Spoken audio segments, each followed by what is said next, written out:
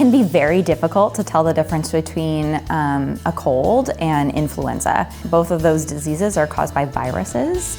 And they have very similar symptoms, but there are some differences. So influenza tends to be a much more serious infection. It comes on quickly, fever spikes pretty high, patients have chills, a severe cough, body aches, fatigue, those sorts of things. A cold tends to be milder. It usually kind of ramps up over several days. Patients are more likely to have nasal congestion and runny noses and things with a cold than with the flu. The word stomach flu is a little bit of a misnomer. The virus that we know that causes what we think of as the flu, so the influenza virus, doesn't actually cause GI symptoms very frequently. Some patients with influenza will vomit, but it tends to be with coughing very hard. A patient who has mostly vomiting and diarrhea has a completely different virus than influenza.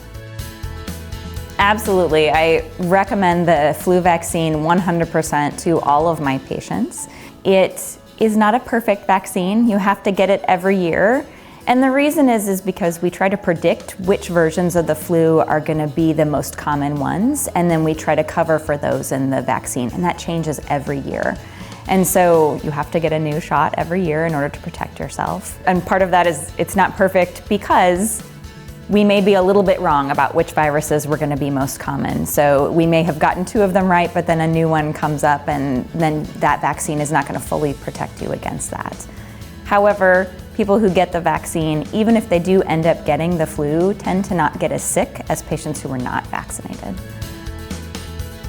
Yes, so across the country, it should be the same version of the vaccine. There is sometimes some difference and some variation country to country because the virus travels across the world, and what is common in Australia during their flu season may be the same and may be a little bit different, and so those 2 things may be slightly different, but for the most part, what you're getting across the country nowadays should be the same vaccine no matter where you got it.